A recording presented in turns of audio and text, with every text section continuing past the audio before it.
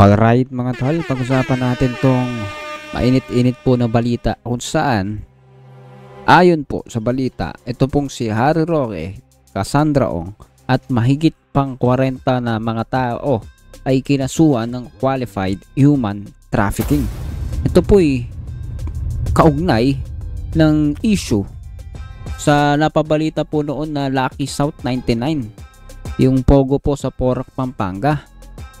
Sabi nga po kinasuhan ng non-bailable na qualified human trafficking sa Angeles City Trial Court sina dating presidential spokesperson Attorney Harry Roque, Cassandra Ong at mahigit na 40 iba pa kaugnay sa ni-raid po na Lucky South 99 sa Porac, Pampanga. Yan po yung pag-uusapan natin at ito pong usapin na ito ay matagal na pong inaabangan ng marami sapagkat ngayon po mangyayari yung kaso patungkol po dito kay Harry Roque na matagal na po nagtatago, wala pang kaso, no?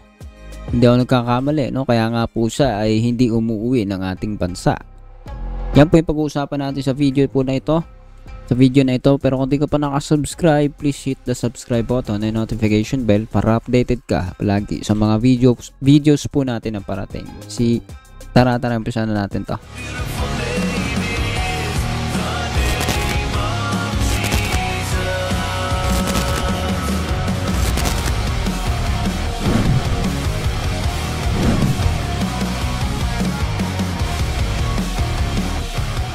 So yun nga mga tol, yun nga.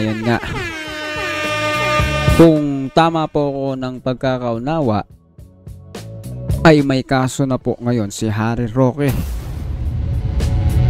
Meron pang kasama siya dito, no? Hindi lang siya nag-iisa dito, kasama sila Cassandra Ong, no? Kung naalala po ninyo, kung hindi ako nagkakamali, yun po yung isa sa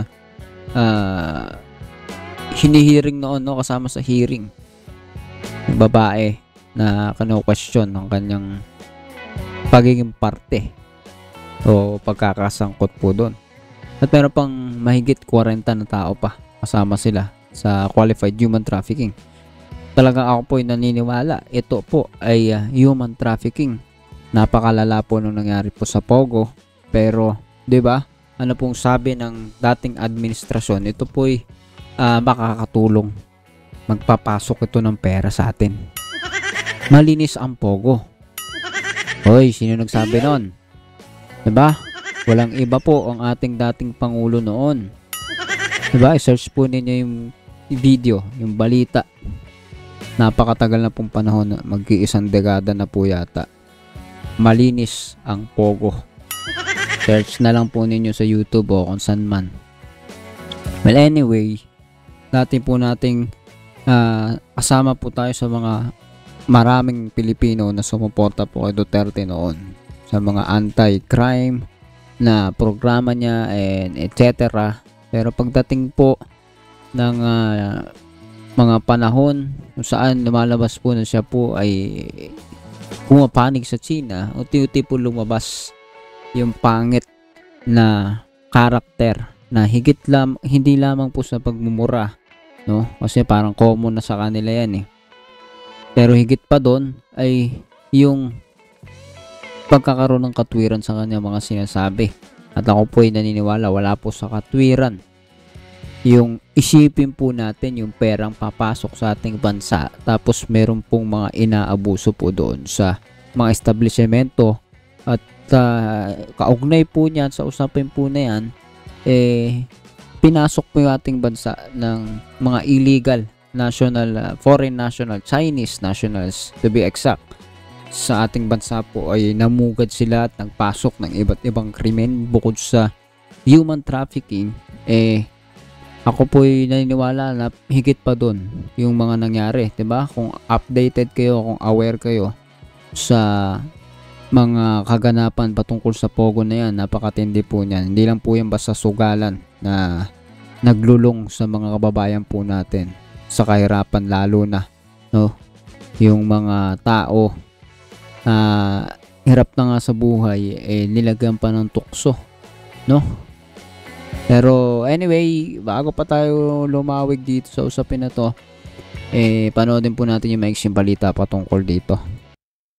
Non-bailable na qualified human trafficking sa Angeles City. Kinasuhan ng non-bailable na qualified human trafficking sa Angeles City Trial Court sina dating presidential spokesperson Attorney Harry Roque, Cassandra Ong at mahigit 40 iba pa kaugnay sa ni-raid na Lucky South 99 Pogo sa Porac, Pampanga.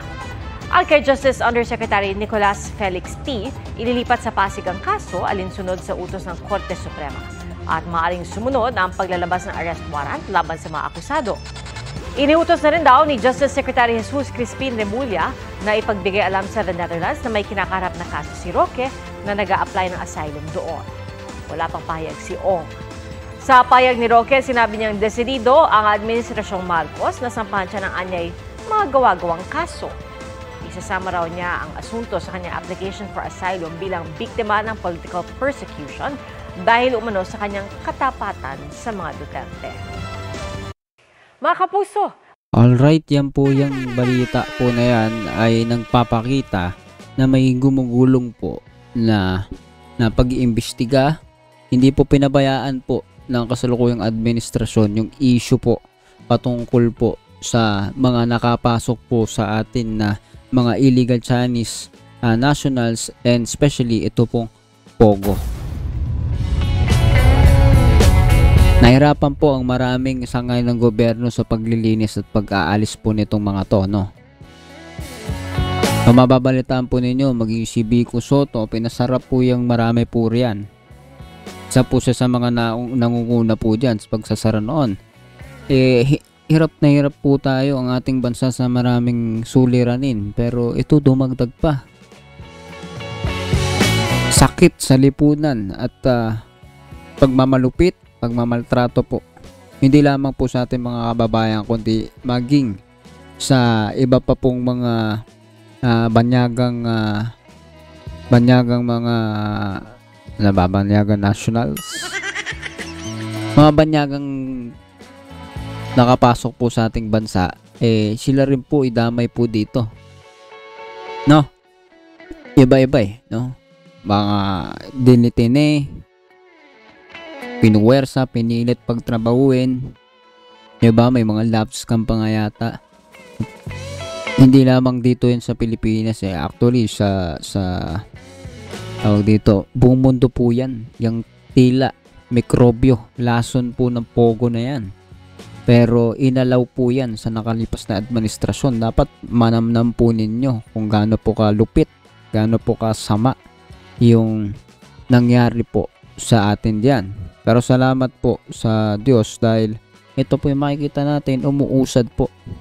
At ngayon, may palabas na warrant of arrest kay Harry Roque at akala po siguro niya matatakasan po niya ang justisya kapag ang Diyos na po nag-aalaw na siya po mahatulan na, no?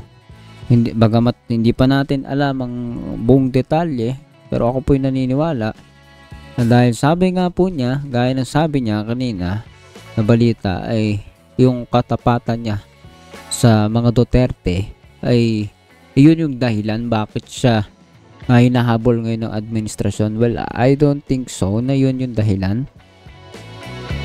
Naging parte ka ng mga anomalya sa nakaraang administrasyon. Yan po ang aking nakikita dyan. Kaya para doon sa mga DDS, sa mga kababayan po natin na hanggang ngayon ipinaglalaban po ang mga nagawa po ng ating dating Pangulo, pag-isipan po nating maigi yan. Maaring marami po siyang ginawang maganda at baka nagbenepisyo po ang marami sa inyo o marami sa atin. Pero aanhin po natin ang lahat ng yun kung ang dulo naman pala ay patibong din. No? Imagine. Halimbawa na lang po, gawin mo lahat ng mabuti bilang isang pangulo ng bansa. Tulungan mo lahat, iparamdam mo, pataasin mo sahod ng mga government employee, iparamdam mo sa kanila ang kalinga, tulungan mo sila at lahat-lahat, pero ibebenta ka pala sa China. No? Yun po yung mahirap po riyan. Wala po ko sinasabing binenta tayo sa China ni Duterte. Kaya lang, ayon po sa kanyang mga pananalita at kanyang mga pamamaraan ng pananalita ay suportado niya ang China. At gayon din po yung mga kasalukuyan tatakpo sa eleksyon. Especially calling out yung PDP laban, diba? Sila po ay walang malinaw na standing patungkol sa WPS. Meron pang isa sa kanilang kandidato nagsabi walang WPS. Ni Marcoleta po yun. Pangalanan na po natin, di ba? Kilala naman po siya dyan. So, kahit ano pa man po yan, ang katwiran po yung gusto po natin maganap, no? Dahil ang ginagawa po ng China na pang-aabuso sa kapangyarihan nila dahil sila may kakayanan gumawa nun, no? Merong exclusive economic zone, pinapasok pa rin tayo at ang iba pang mga bansa na kagaya po natin, yan po that's a no-no. Hindi po yan dapat suportahan, pero suportado po ng mga Duterte's fans. At syempre maging ni Duterte, yan po yung kinalulungkot po natin. Wala naman tayong sasabihin ganito kung hindi ganyan ang kanilang pamamaraan, ng kanilang pamumuhay. So ikaw, ano masasabi mo dito ngayong lumabas na lumalabas sa balita na meron na pong kaso, no? Kinasuhan na at papalabas na po yung warrant of arrest dito po kay Harry Roque. Ano masasabi mo? Comment down below and please do not forget to hit the subscribe button para updated ka palagi sa mga videos natin parating. See ya ulit sa susunod na video.